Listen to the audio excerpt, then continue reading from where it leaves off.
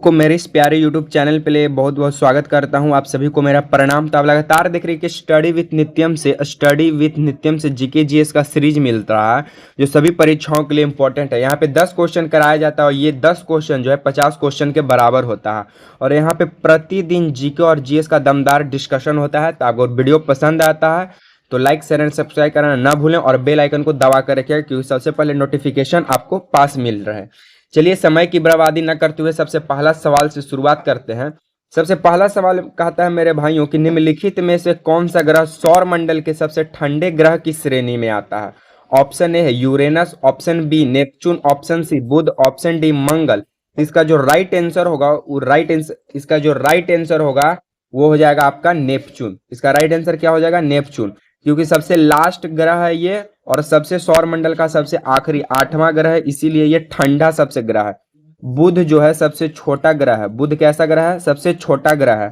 मंगल जो है बुध से थोड़ा बड़ा ग्रह है। मंगल जो है वो बुध से थोड़ा बड़ा ग्रह है और मंगल को लाल ग्रह भी कहा जाता है। तो पूछेगा लाल ग्रह किसे कहा जाता है? तो मंगल को। सबसे छोटा ग्रह कौन है? बुध। बुध से थोड़ा बड़ा कौन है? तो मंगल। नेपच्यून सबसे लास्ट का ग्रह है और यही सबसे ठंडा ग्रह की श्रेणी में आता है। चलिए सेकंड नंबर प्रश्न की ओर आगे बढ़ते हैं। सेकंड नंबर प्रश्न कहता है कि वह कौन सा उपकरण है जो भूकंप की तीव्रता को मापने में मदद करता है। Option A Mercalli scale, option B seismograph, option C Richter scale, option D उपरोक्त में से कोई नहीं। तो इसका जो राइट आंसर होगा वो होगा सिस्मोग्राफ। सिस्मोग्राफ से क्या होता है? भूकंप की तीव्रता, भूकंप की जो तीव्रता है इसको ये रिकॉर्ड करने का काम करता है। रिकॉर्ड करने का काम कौन करता है? तो रिकॉर्ड करने का काम करता है सिस्मोग्राफ और यूनिट जो होता है वो होता है रिक्टर स्केल। रिक्टर स्केल भूकंप तीव्रता का क्या है? यूनिट है, लेकिन रिकॉर्ड करने का काम कौन करता है? तो सिस्मोग्राफ। चलिए थर्ड नंबर प्रश्नों की ओर आगे बढ़ते हैं। थर्ड नंबर प्रश्न कहता है कि आरबीआई के पहले भारतीय गवर्नर जनरल कौन थे? भारतीय बोला है तो एक सेकंड सॉरी। तीसरा कहता है कि भारतीय रिजर्व बैंक यानी आरबीआई के पहले भारतीय गवर्नर कौन थे? तो आरबीआई की जो स्थापना होता है 1 अप्रैल 1935 को होता है। 1 अप्रैल 1935 को। और आरबीआई के जो पहले भारतीय गवर्नर थे कौन थे? Option A C D Deshmukh, option B Sukumar Sen, option C Amartya Sen, option D C Rajagopalachari. तो यहाँ पे आपको एक ध्यान देने वाली बात यह है कि अगर पूछेगा कि आरबीआई का प्रथम गवर्नर, तो आरबीआई का प्रथम गवर्नर थे ओसबोर्न स्मिथ। ये आरबीआई के पहले गवर्नर थे। लेकिन पूछेगा भारतीय गवर्नर कौन थे आरबीआई के? तो भारतीय गवर्नर थे सी डी देशमुख। कौन थे? C D Deshmukh. आपको दिखा देते हैं यहाँ पे भारतीय गवर्नर कौन थे? C D Deshmukh. देखिए भारत आरबीआई के पहले भारतीय गवर्नर कौन थे? C D Deshmukh. अमर्त्य सेन जो थे ये जो थे अर्थशास्त्री थे। अमर्त्य सेन कौन थे? अर्थशास्त्री। सी राजागोपालाचारी जो थे इन्हें चक्रवर्ती राजागोपालाचारी भी कहा जाता है, इनका पूरा नाम। और ये जो थे प्रथम भारतीय गवर्नर जनरल थे। तो पूछेगा प्रथम भारतीय गवर्नर जनरल, तो सी राजागोपालाचारी यानी चक्रवर्ती राजागोपालाचारी। अमर्त्य सेन कौन थे? तो ये बहुत बड़े अर्थशास्त्री एवं योगी दार्शनिक थे। और सी डी देशमुख आरबीआई के पहले भारतीय गवर्नर। और सिर्फ पूछेगा आरबीआई के पहले गवर्नर तो ओसबोर्न स्मिथ। आरबीआई की स्थापना 1 अप्रैल 1935 को। चलिए फोर्थ नंबर क्वेश्चन की ओर आगे बढ़ते हैं। फोर्थ नंबर क्वेश्चन का आता है कि किस वायसराय को भारतीय रेलवे का जनक माना जाता है? ऑप्शन ए है Lord Dufferin, option B Lord Dalhousie, option C Lord Hardinge, option D उपरोक्त में से कोई नहीं। तो देखिए किस वायसराय को भारतीय रेलवे का जनक माना जाता है? तो option number B Lord Dalhousie को। लॉर्ड डलहौजी ने ही सबसे पहले 16 अप्रैल 1853 को रेल चला था। कहां से कहां तक? तो मुंबई टू थाने के बीच, मुंबई से थाने के बीच।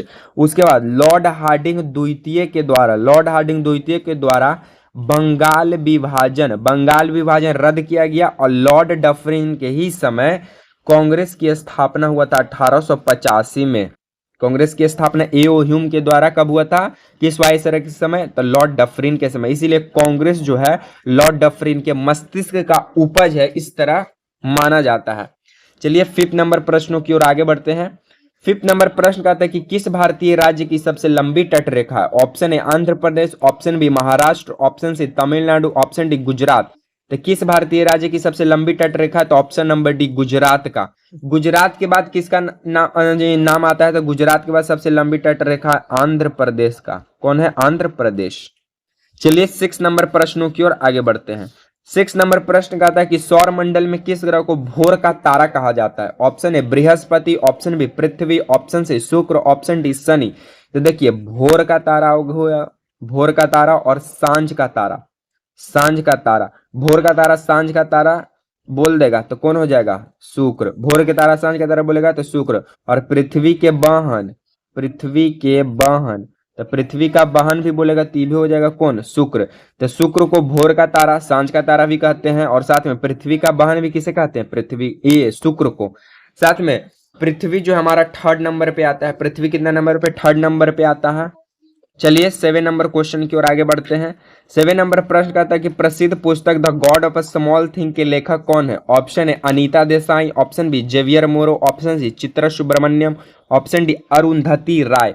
तो the god of a small thing के जो लेखक है वो है अरुंधति रॉय। और इसी the god of a small thing के लिखने के ही लिए अरुंधति रॉय को बुकर पुरस्कार से सम्मानित किया गया था। कौन सा पुरस्कार? बुकर पुरस्कार।